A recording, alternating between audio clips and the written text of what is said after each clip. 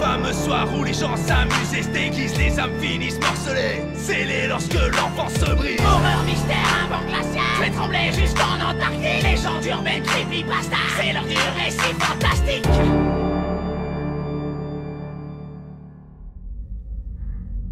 Salut. Je poste ici la transcription d'un enregistrement des aveux d'un criminel espagnol. Il me vient d'une amie espagnole qui fait un stage dans un commissariat. Pour moi, tout bâtiment lié à la police s'appelle commissariat, je n'ai plus le nom exact en tête et la flemme de le chercher. Et je le trouve assez bizarre. Celui qui parle a l'air sacrément toqué.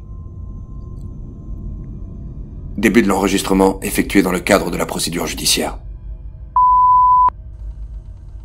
J'en peux plus de vos questions. J'en ai assez. J'en peux plus de tout, en fait. De toute façon, ce sera bientôt fini. J'en suis sûr. Enfin, j'espère. Vous voulez que je vous raconte ce qu'il s'est passé, pas vrai? D'accord. Mais après, vous me laisserez tranquille. J'en peux plus. Tout a commencé avec les affaires que vous savez. On peut passer dessus vite fait. J'avais des ennuis. Des ennuis avec des gens peu recommandables. Et avec la police aussi. Et oui, même à Valence, on a de la criminalité de compétition. Alors je suis allé me confesser au père Pedro. Il me connaît depuis l'enfance. Il a beau savoir que j'ai un don pour m'attirer des ennuis. Là, c'était pire que jamais. Oui. Vous savez, dans ma famille, on est très croyants. Et j'ai toujours respecté ce vieil homme sympathique. Je croyais sincèrement qu'il pourrait m'aider, trouver une solution avec ses contacts, comme les autres fois. Si j'avais su. Une solution, ouais. Mais court-termiste. Oui, donc, je reprends. Il a tout de suite compris. Il m'a dit, je vois, comme à son habitude. Ensuite, il m'a donné une adresse où je devais me présenter.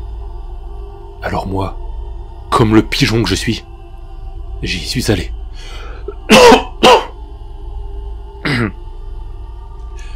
J'y suis arrivé 2 jours plus tard, comme il m'avait dit.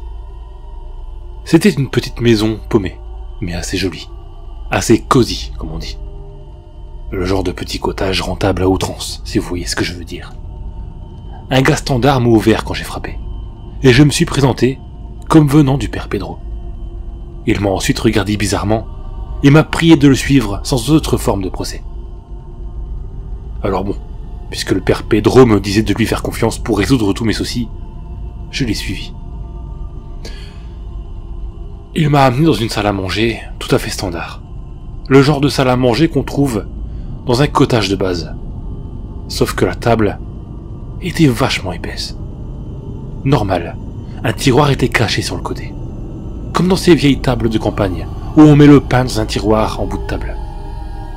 Alors le type, l'air de rien, en a sorti une brindille, avec un bouchon d'un côté, et un nœud de l'autre. Moi je me disais qu'il se moquait de moi, que le père Pedro devenait sûrement un peu sénile avec l'âge. Il a pris la parole. C'est un animalito. Il vit dans cette brindille creuse. Et là, j'ai ouvert des yeux ronds.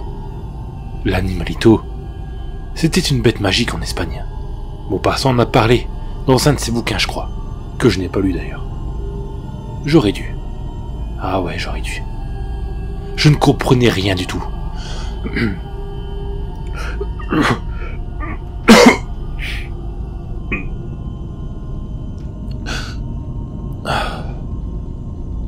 Il va t'aider, et il te protégera. Avec lui, tu pourras courir de Valence à Murcia sans t'arrêter. Alors là, j'ai pété un câble. Je passerai les détails, mais le gars a fini par tenter de me poignarder. Comme ça.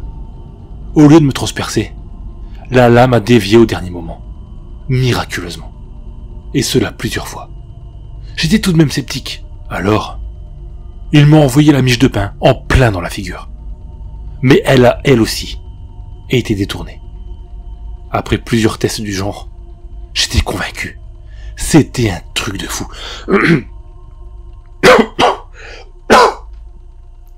A priori, Ça me sauverait bien.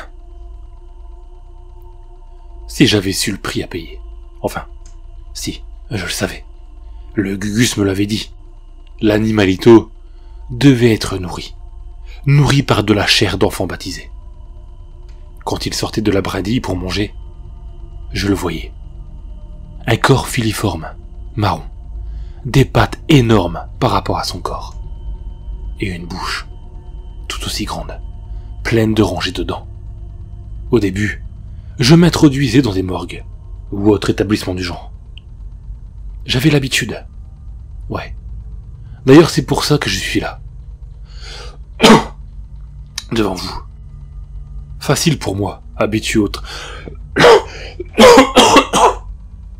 au trafic de tout poil. Après, vous avez commencé à surveiller ces endroits. Alors je n'ai plus pu. Et puis, les familles surveillaient leurs enfants de près, après ces enlèvements de cadavres. Ouais. Les rumeurs de nécrophilie... C'était moi. J'avoue tout.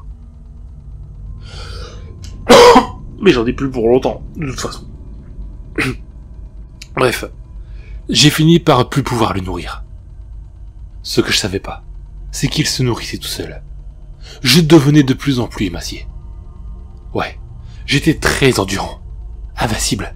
Tous mes ennuis étaient réglés. Pas de problème de ce côté-là. Mais je maigrissais à vue d'œil. Je devenais squelettique de plus en plus. Il me bouffait. Et là, il continue. Fin de l'enregistrement. Note. L'interrogé est mort quelques jours après l'interrogatoire. D'après les médecins légistes, la cause du décès est la sous-nutrition. Mais les organes internes étaient incroyablement abîmés, comme déchiquetés de part en part par de minuscules lames de rasoir.